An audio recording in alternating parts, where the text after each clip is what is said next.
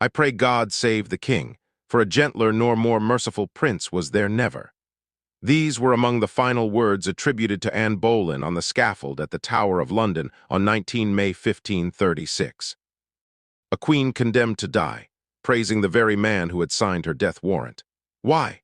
Was Anne Boleyn genuinely forgiving Henry VIII in her final moments? Or was she simply following the dangerous Tudor custom that forbade a condemned prisoner from criticizing the monarch before execution? History has debated that question for nearly 5 centuries. Yet one thing is certain. Henry VIII wasted no time looking back. Just 11 days after Anne's execution, he married Jane Seymour, the quiet lady-in-waiting who would soon become England's new queen. To many, it seemed as though Anne Boleyn had been erased almost overnight. But was she? Behind the official accusations of adultery, treason, and incest lay a far more complicated story. One filled with political ambition, courtly rivalries, religious upheaval, and a king desperate for a male heir. Anne Boleyn had not always been England's most hated woman. She was intelligent, charismatic, and unlike any woman Henry VIII had ever known.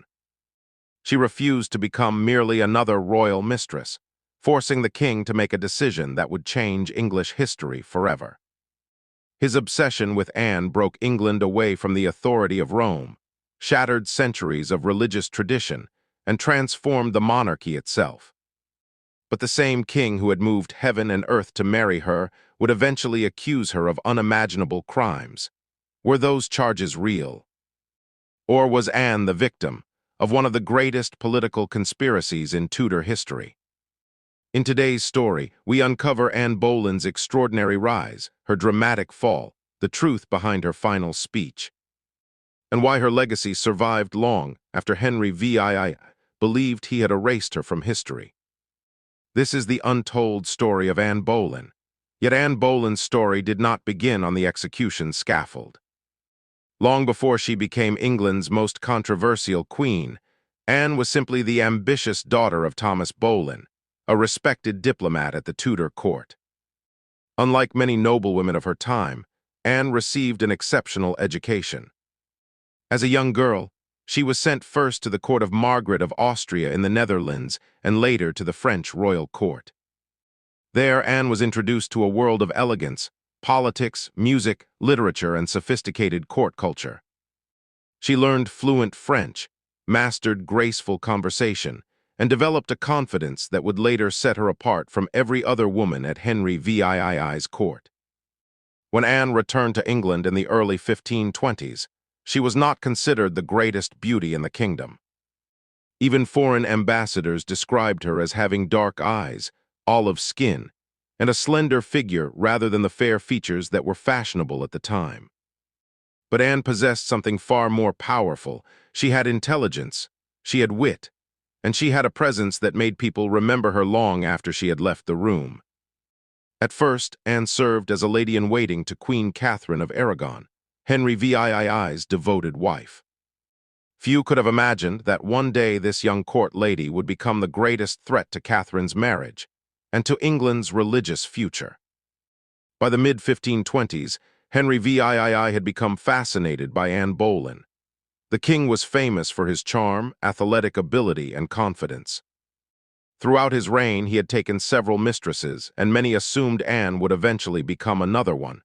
But Anne surprised everyone. She refused. Whether motivated by genuine conviction, personal ambition, or careful advice from her family, Anne made it clear that she would never accept the role of the king's mistress. If Henry wanted her, he would have to marry her. That single decision changed the course of English history. For nearly 20 years, Henry VIII had been married to Catherine of Aragon. Although Catherine had given birth several times, only one child survived, Princess Mary. Without a legitimate son, Henry feared that the Tudor dynasty would collapse after his death. Convinced that God was punishing him for marrying his brother Arthur's widow, Henry desperately sought an annulment from Pope Clement VII, but the Pope refused. Political pressure from Catherine's powerful nephew, the Holy Roman Emperor Charles V, made granting the annulment nearly impossible. Henry found himself trapped, He could not divorce Catherine. Yet he refused to abandon Anne. Years passed. Love gradually became obsession. What had begun as a royal romance evolved into a political crisis that shook the foundations of Europe. Determined to marry Anne at any cost, Henry made a decision that no English king had ever dared to make. He broke England's ties with the Roman Catholic Church. Through a series of parliamentary acts, Henry declared himself, not the Pope, the supreme head of the Church in England. It was one of the most revolutionary decisions in English history. Monasteries would eventually be dissolved, religious authority would be transformed, and England would never be the same again. Finally, in January 1533, Henry VIII secretly married Anne Boleyn. A few months later, Archbishop Thomas Cranmer declared Henry's marriage to Catherine invalid, officially recognizing Anne as England's lawful queen. In June 1533, Anne Boleyn was crowned at Westminster Abbey in a magnificent ceremony unlike any England had seen for generations. It seemed that Anne had achieved the impossible. She had risen from court lady to Queen of England. She had captured the heart of the most powerful man in the kingdom, and together they appeared ready to begin a new Tudor dynasty. But history was already preparing a very different ending, because the future of Anne's queenship depended on one thing, a son, and fate had other plans. The hopes placed upon Anne Boleyn reached their highest point in September 1533 when she gave birth to a healthy child. Church bells rang, cannons fired. Royal messengers hurried across the kingdom carrying news of the birth. But there was one problem. The child was not the long-awaited prince. She was a daughter. The baby was named Elizabeth. Although history would one day remember Elizabeth I as one of England's greatest monarchs, Henry VIII saw only another disappointment. He welcomed his daughter, but the celebrations planned for the birth of a prince were quietly abandoned. Anne remained confident. She was still young, and everyone believed a son would surely follow. Instead, tragedy struck. Over the next few years, Anne suffered several unsuccessful pregnancies. Each loss weakened not only her health but also her position at court. In the Tudor world, a queen's greatest duty was to produce a male heir, and Anne was failing to do what Henry valued above everything else. At the same time, Anne was making powerful enemies. She was outspoken, she challenged ministers, she argued with influential nobles. Even Thomas Cromwell, once one of her allies, found himself increasingly at odds with the queen over politics, religion, and the wealth taken from dissolved monasteries. Meanwhile, another young woman quietly caught the king's attention, Jane Seymour. Unlike Anne, Jane was calm, gentle, and soft-spoken. She avoided public arguments and carefully presented herself as everything Anne was no longer. Henry's affections slowly shifted. The passionate romance that had once changed a nation was beginning to fade. Then came the turning point. In January 1536, Anne suffered another devastating miscarriage. According to several contemporary accounts, the unborn child was believed to have been a boy. For Henry VIII, this seemed like the final sign that God no longer favored the marriage.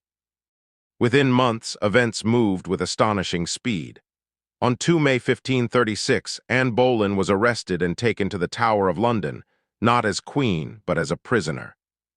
The accusations shocked the entire kingdom. She was charged with adultery involving several men, including members of the royal court. Even more shocking was the accusation of incest with her own brother, George Boleyn.